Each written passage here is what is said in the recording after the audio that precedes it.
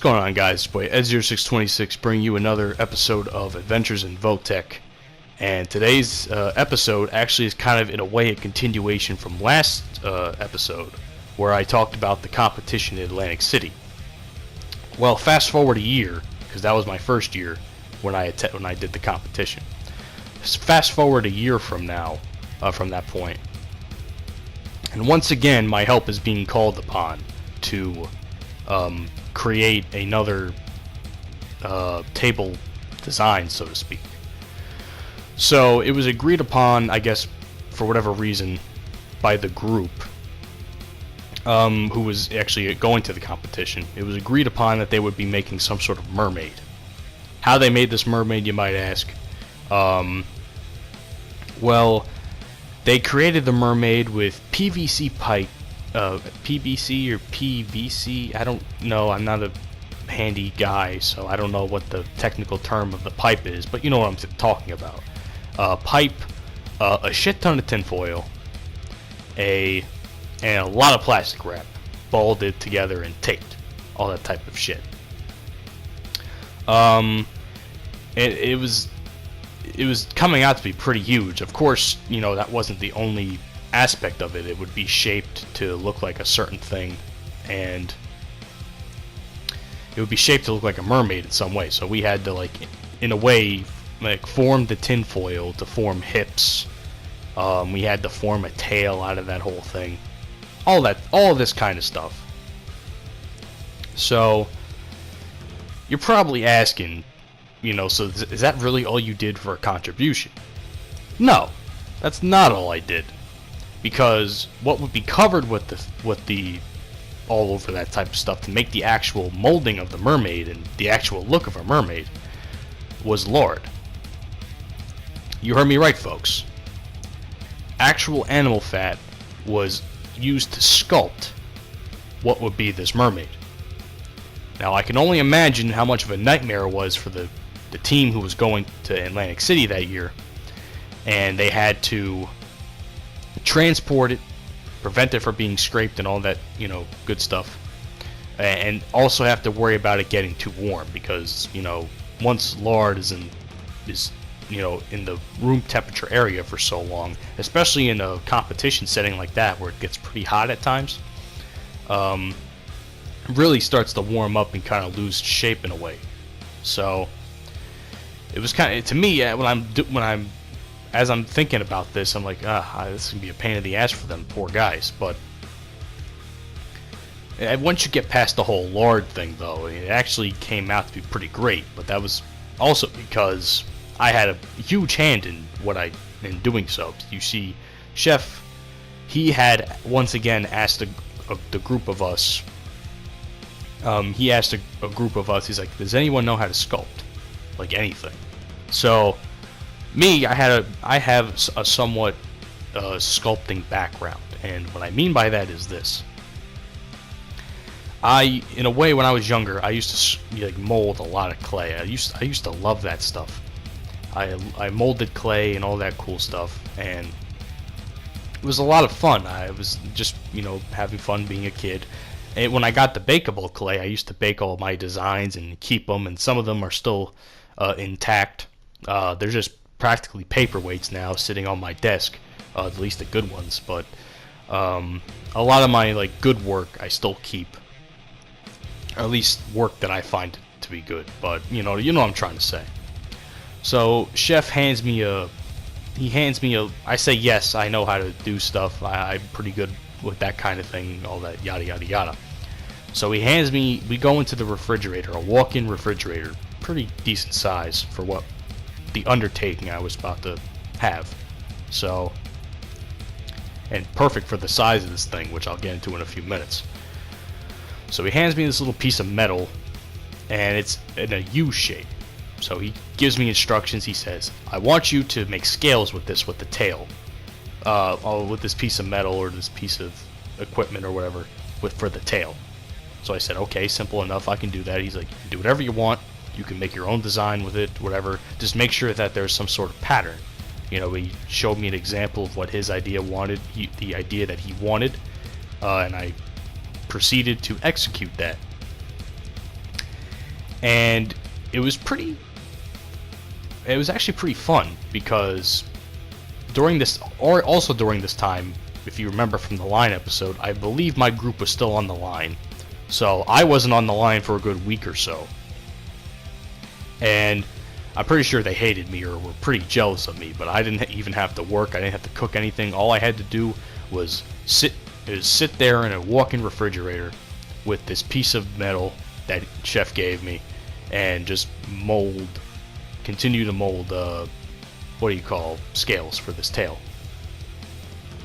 And it ended up coming out to be pretty well. Now, I'll get to that in a second, but now keep in mind, this thing is not small. I mean, this thing's pretty fucking huge.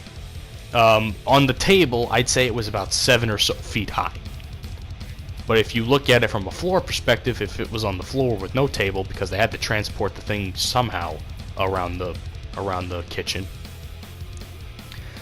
it was probably about somewhere between 3.5 to 4.5 feet high.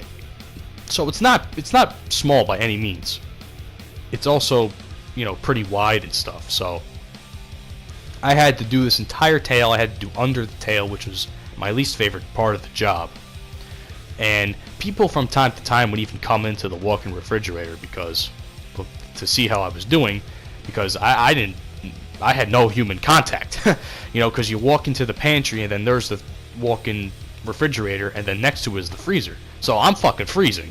I'm like Leonardo DiCaprio in the Revenant, or whatever the fuck that movie was called, where he's freezing as fuck in the cold. Or even, I can do you one better, Liam Neeson in that one movie with the wolves. I forgot the name of it. But that's what I felt like. Jeez, I'm gonna try and remember what that movie was, but you know what I'm trying to say. So it's like that type of thing where it was cold as fuck. Like I had to actually step out of the refrigerator at times, and just because of how cold it was at times, because my hands, I couldn't feel my hands. I had gloves on, but it wasn't like any gloves that would keep me warm. It was gloves to keep my hands from getting all oily and shit and getting fingerprints on the mermaid. So I'm sitting here. I had to go to the sink a couple times to warm my hands up with some hot water, so just because I wouldn't freeze to death. So people from time to time would come in, see how I was doing, and some of them would even be like, "Wow, Matt, you're doing fantastic." Even the chef said, "You're doing a great job with this." And when I heard that, when I hear people complimenting the stuff I was doing, when they walked away, I had a huge smile on my face, because I felt like I actually was doing something right once again. And like I said, of all the fuck-ups I've had in Votech, this was like one of my other crowning moments, if not the crowning moment of my existence there. So I was happy with what was going on at that point in time. And in the end, it came out relatively well. Now, also keep in mind, it wasn't just me working on the whole thing. I'm assuming the class who was actually participating in the competition, they were also molding the stuff, because lard it's not that hard to mold with. So they were also molding decorative stuff, so that they had stuff ready, I guess, or that it would look good or whatever. See, I didn't really know how to do that. My only job was to do the scales. That was it. But my impact was so great, so to speak. I don't like to have a big head about stuff. I consider myself relatively humble. But, I like to think that had it not been for me doing the scales, that thing probably wouldn't have looked as good as it did, and I'll get to that in a second. But back to the people complimenting me. Even my friend Bree, who I've mentioned a couple times throughout the series, she even took a picture of me doing the scales and shit. You even see the fucking mermaid. It's fucking huge. I mean, and I'm sitting here doing the scales and stuff. Once again, I wish I had the pictures, but I don't have the pictures. Because I don't know how to do it on Share Factory, and I feel so bad because it's on my Facebook, at least I think it is, and it's I wish I could. I would give you my Facebook, but that's my personal stuff. I wish I don't even know. Should I post it on Twitter? Maybe I'll post it on Twitter. Who knows? I'll think about that. So yeah, she took a picture of me and all that type of stuff. And after all of this, I'd say out of everything I did with that mermaid, the one thing I wish I could have changed, and I wish I could have told Chef I don't think this is a good idea, was in one part of the tail how we would put lines. He would give me another plastic tool, and he would say, I want you to put lines across this tail. And I said, okay, like across the bottom part, because then it would be like the mermaid would be sitting down, the tail would be hanging off, and then it would like kind of bend a little bit into another direction. Now, what he wanted to do was from that bend point all the way to the end of the tail, he wanted like lines, like the tail, like a fish tail would have. But my problem with that was, and I wish I could have said something about it looking back, the problem with that was the other part of the tail was not done. The scaled part from that point of the tail was not finished. You can't just make a completely different pattern, because aesthetically that's not how it's supposed to look like. So I should have been doing scales in that area, but instead I was just making lines across the bottom part of the tail where it was bending, and I shouldn't have. And I realize that now, but I can't do anything to fix it. I wish I could. But other than that, I think the thing came out great.